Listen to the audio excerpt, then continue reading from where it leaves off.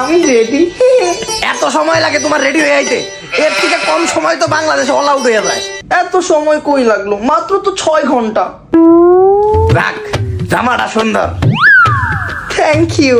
কিন্তু তোমারে মানায় নাই। তুমি কখনোই আমার প্রশংসা করো না। আচ্ছা খারাপ, আজকে তাহলে তোমার প্রশংসা করতেছি। এই সুন্দর জামাটা তোমার গায়ে পরার পর কেমন লাগতেছে জানো? বলো না কেমন। মনে হইতেছে বান্দরের গলায় মুক্তার মালা। চলো এখন তাহলে শুরু করি। আব্বা, আম্মা, তোমরা এরকম রেডি হয়ে বই আছো, কোন আনে যাইবা নাকি? এই যে শুভ কাজ শুরু করার সময় কোত্তায় মুখ দিছে। কোনো আনে যাবো না, আমি আর তোর মায় মিলা একটা ইম্পর্টেন্ট সিদ্ধান্ত নিছি। কি সিদ্ধান্ত? এখন থেকে আমরা দুইজন মিলা কাপল ব্লগ করবো। আবার কাপড় লোক মানে? তুমি এই বয়সে এরকম একটা ভুল সিদ্ধান্ত নিলা কেমনে? তোরে জন্ম দেওয়া তো আমাকে একটা ভুল সিদ্ধান্ত ছিল। তোমরা যে এত বড় একটা সিদ্ধান্ত নিলা আমারে কি একবার জানাইছো? তোরে জন্ম দেওয়ার আগে তো তোর জানাই নাই। আর আবার তুমি কি জানো যে কাপড় লোক কাকে বলে? হ্যাঁ জানি তো, এই ব্লগের ভিতর কপত কপতিরে মিলা পকত পকত করে ওই ব্লগ রে কাপল ব্লগ বলে।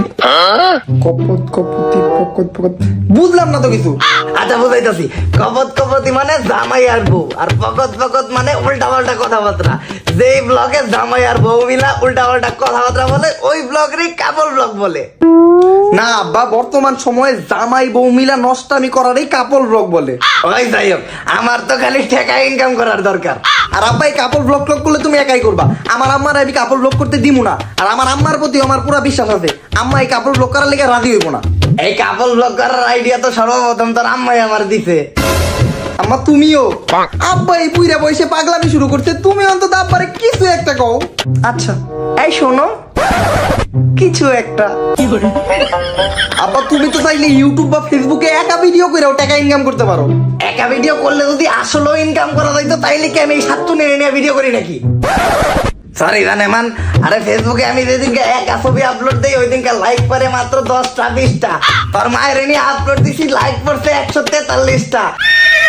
আবার কমেন্টও করছে 20 জন, তার ভিতর 7 জন তো ইংলিশে কমেন্ট করছে, লিখছে এমসি বিসি। আব্বা এগুলো ইংলিশে কমেন্ট করে না, ইংলিশে গালি দেয়। এমসি মানে হইলো মাদার। বুঝছি। আরে উপরে উঠতে গেলে প্রথমে এরকম একটু গালি খাইতে হয়। বাংলাদেশের কাপড় ব্লগারকে কমেন্ট সেকশন দেওয়া না, খালি বউ ব্যবসায়ী আর গালি দিয়ে ভরা। তারপরে কি ওরা হাল ছেড়ে দিছে? ওরা তো চালাইয়া যাইতেই আছে। এই থেকেই বোঝা যায় যে কাপড় ব্লগে সাকসেস হইতে গেলে বউ ব্যবসায়ী আর গালি গালাজ এগুলা শুনতেই হইব। আর আমি চিন্তা করতেছি খালি এই কাপড় ব্লগে আমি সাকসেস হয়ে নেই, তারপরে তোরে একটা বিয়ে করাই আর তোরে দিয়েও কাপড় ব্লগ করাম।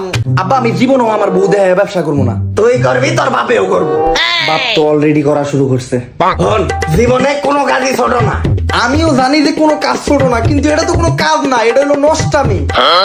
আর আব্বা তুমি আর মায় মিলা যদি এই বয়সে কাপড় ব্লগ করে বেড়াও, তাইলে আমি মানুষের সামনে আমার মুখ দেখাবো কেমনে? তোর মুখ দেখাইতে হইব না, এমনিও তোর এই খারাপ চেহারা কেউ দেখতে চায় না। দাবার লাগে করো তোমরা, আমি গেলাম। আপদ বিদায় হয়েছে।